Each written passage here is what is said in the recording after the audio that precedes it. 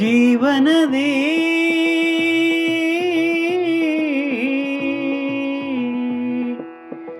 ಆಸೆಗಳೇ ಪ್ರಧಾನ, ನಿರಾಸೆಯಾದಾಗ ಆಕ್ರಂದನ. ಇದಕ್ಕೆ ಕಾರಣ ಅತಿ ಅಭಿಮಾನ, ಇದಕ್ಕೆ ಕಾರಣ ಅತಿ ಅಭಿಮಾನ.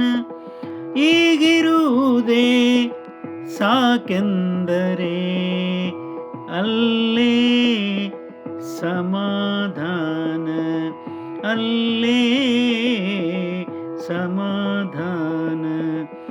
ಓಂಕಾರ ಧ್ಯಾನ ಮಾಡಿದರೆ, ಓಂಕಾರ ಓಂಕಾರ ಓಂಕಾರ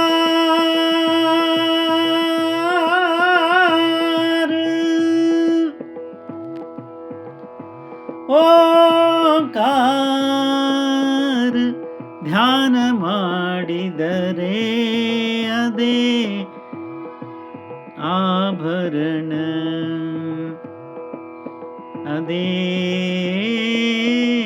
ಆಭರಣ. ನಿಜಾತ್ಮ ಶಿವನಿಗೆ ಧನ್ಯವಾದ ಹೇಳೋಣ. ಮನುಜ ಜನ್ಮ ಸಿಕ್ಕಿದ್ದೇ ನಮಗೆ ವರದಾನ, ನಮಗೆ ವರದಾನ, ನಮಗೆ ವರದಾನ.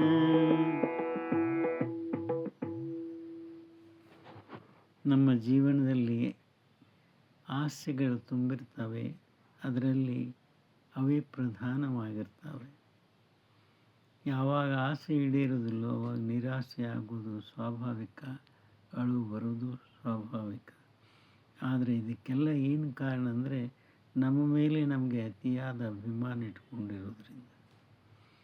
ಯಾವಾಗ ನಿರಭಿಮಾನ, ನಿರಹಂಕಾರ, ನಿರ್ಭಯ, ನಿರ್ಭಾವ ಯಾವಾಗ ಅಲ್ಲಿ ಪ್ರಾಪ್ತಿಯಾಗ್ತದೋ ಅಲ್ಲೇ ಆನಂದನೂ ಪ್ರಾಪ್ತಿಯಾಗ್ತದೆ.